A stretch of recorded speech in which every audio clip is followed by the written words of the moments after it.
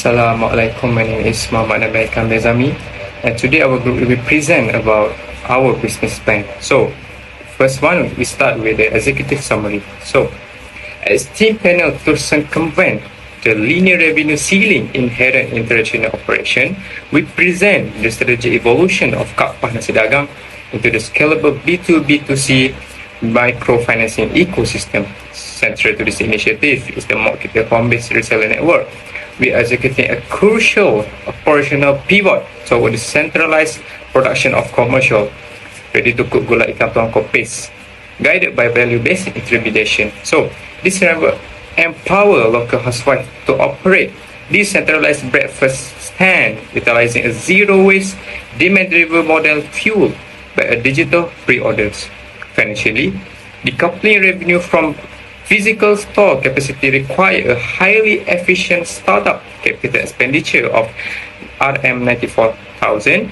This strategic pivot unlock a scalable profitability projecting RM482,400 in year one revenue and a net income of RM175,608 and a sustainable 12% year-over-year growth trajectory.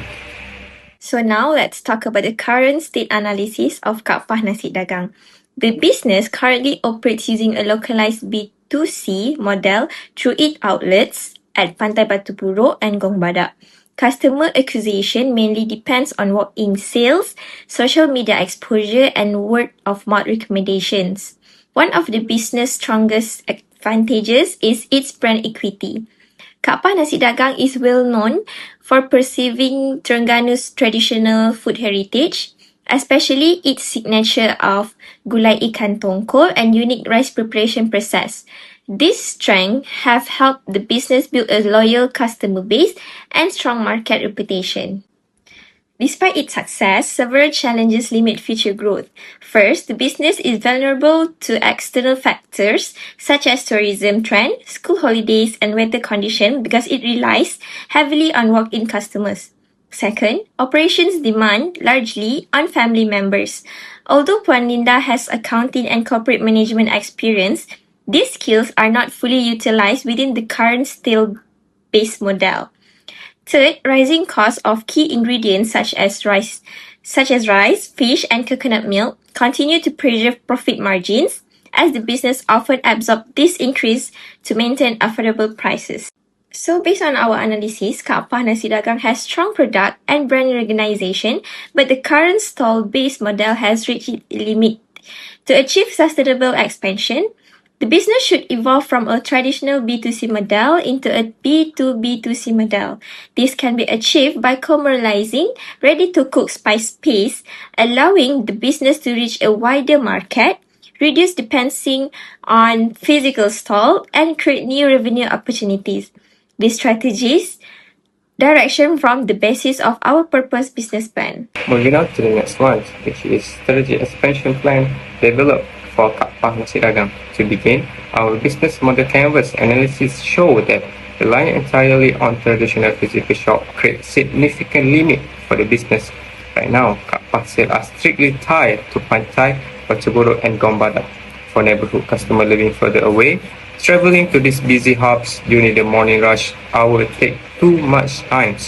Kapah cannot simply keep opening more physical restaurant because it costs far too much money.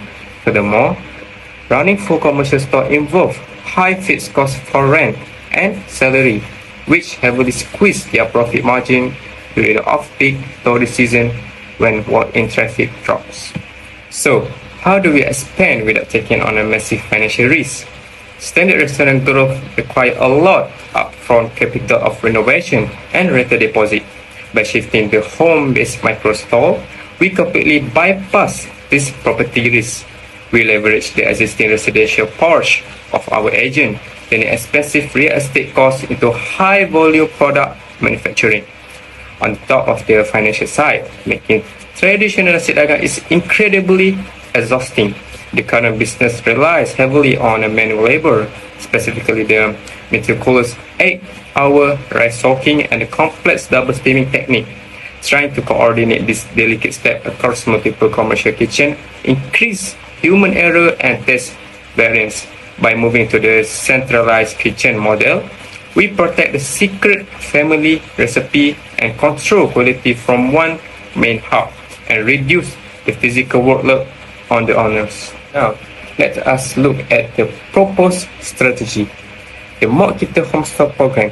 This plan puts the analysis into action by expanding community entrepreneurship and creating flexible side income roles for local housewives and students. Instead of Kapah opening costly commercial shop, this framework established a turnkey micro-franchise network that turned residential portions of front lawns into the official breakfast spot. To make entry easy for community agents while protecting the brand image, Kapah will distribute a standardized low-cost business starter kit. This kit includes a lightweight folding table, a high-visibility Mak Kita banner, branded uniform, apron, and hairnets. Agent also receive a basic operational guide sheet for precise portion control to secure predictable profit margins. Next, we look at quality control and low-risk fulfillment. Because product consistency is Kapah's primary strength, resale agents are strictly prohibited from cooking the gulai from scratch. Instead, the authentic gulai ikan tongkol will be manufactured centrally in bulk and delivered directly to the home agent. This agent morning duties are simplified into a quick, low-stress routine. For example, steaming the pre-measured rice blend and reheating the pre-cooked bulk gravy. To protect agents from financial losses, the program operates on a zero-waste pre-ordering loop via WhatsApp Business. Customer place order the evening before, letting the agent prepare the exact amount needed. Finally, the corporate entity will run geo-targeted ads on TikTok and Facebook to the channel immediate neighborhood. Traffic straight to the agent WhatsApp link. Now let's look at the target market for this company. This strategy meets the growing demand for convenient neighborhood breakfast options while providing flexible income opportunities for housewives, retirees, and stay-at-home parents. It also allows Kapah Nasi Dagang to expand without the high cost of opening new branches by using home-based agents. With its strong reputation and customer trust, the business has significant potential to grow its market reach across Kuala Terengganu and surrounding areas. The Mak Kita Home Store program targets both primary and secondary market segments.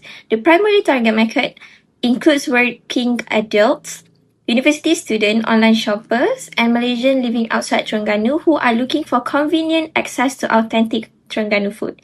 Meanwhile, the secondary market consists of housewives, retirees, and small food vendors. This group can either become customers or participate as home stall operators to generate additional income. Together, these target segments allow Kapah Nasi Dagang to expand beyond local customer and reach a wider market while strengthening its community presence. Next is the implementation timeline for the Mak Kita Home Store program. Month 1 focus on planning and agent recruitment. Suitable residential areas will be identified and potential agents will be selected based on their commitment and location sustainability. For month 2, involve providing starter kits and training.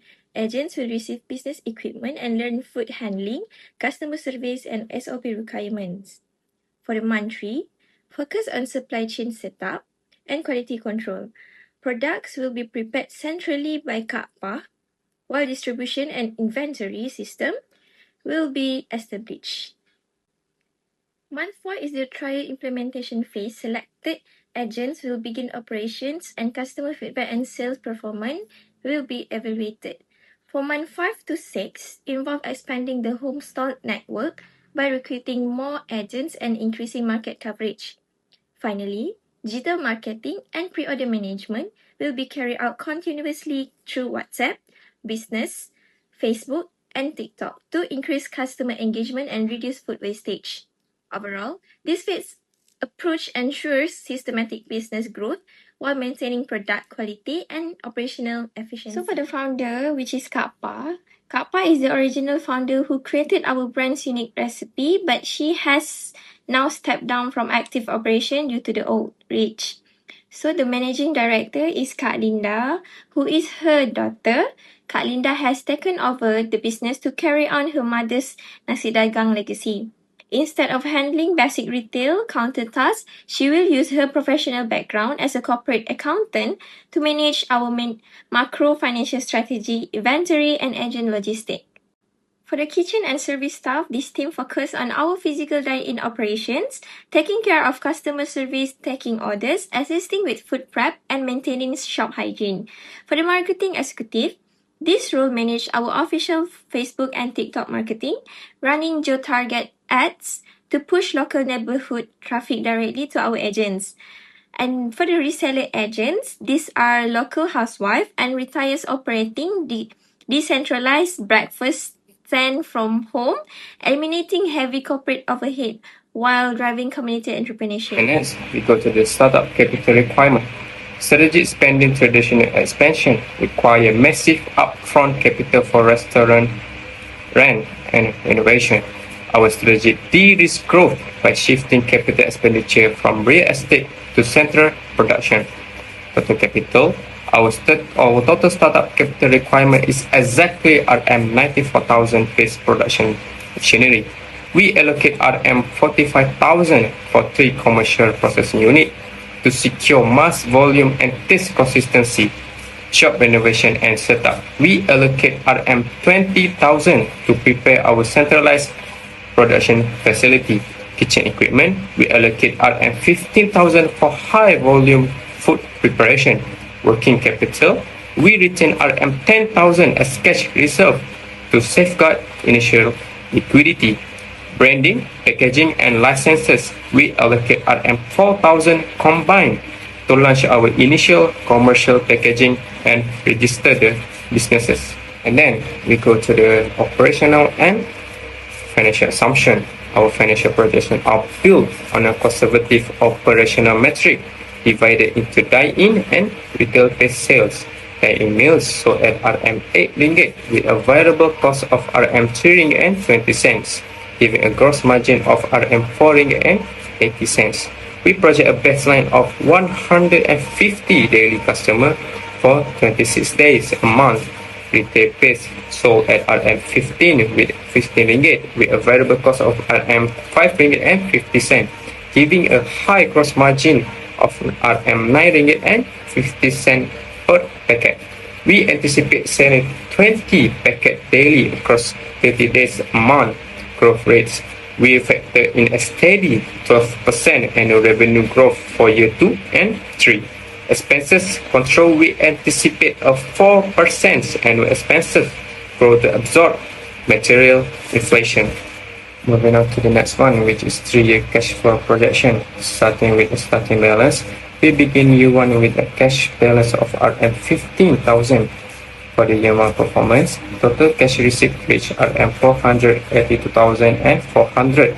Again, total disbursement of RM 302,332, resulting in an ending cash balance of RM 190,068. For the year 2 growth, driven by a 12% revenue growth, total receipt rise to RM 540,288. With expenses managed, our cumulative ending cash balance grew to RM 410,730. For the year 3 scale, total cumulative receipt scaled dramatically. After all operational disbursement, we leave the business with a highly liquid ending cash balance of RM 683,452. Now we are moving to the risk analysis of the Kappa Nasi Dagang. The first risk is a flavor inconsistency and loss of heritage value. Since different agents will serve the food, there is a possibility that the taste may vary between locations. To address this issue, the gulai ikan tongkol will be prepared centrally at Kappa's kitchen only, while agent must follow a standardized receipt and instructions sheet to ensure consistent quality. The second risk is raw material volatility and monsoon supply disruption. The prices of key ingredients such as rice, ikan tongkol, and coconut milk may fluctuate, while the monsoon season can affect fish supply. To mitigate this risk, the business will establish long-term supplier contracts, purchase ingredient in bulk, and use commercial freezer storage to secure sufficient stock. The third risk is agent inactivity and digital stagnation. Some agents may experience low sales or lack confidence in digital marketing. Therefore, the business will implement a WhatsApp pre-order system which reduce inventory risk and food waste, while TikTok and Facebook advertising will help attract customers and support This slide shows the expected outcome of the mock Little Home Store program. For the quantitative outcome, the businesses is expected to achieve stable profit growth, create additional revenue streams through B2B and online sales, reduce food waste through the pre-order system, and increase the number of active home-based agents. For the qualitative outcome, the program helps reduce Kak Linda workload and allows her to focus more on managing the businesses. It also creates income opportunities for housewives and retirees while strengthening customer trust and brand loyalty. Overall, these outcomes are expected to contribute to sustainable business growth, improve operational efficiency, empower the local community, and preserve the traditional heritage of Kak Nasi Dagang.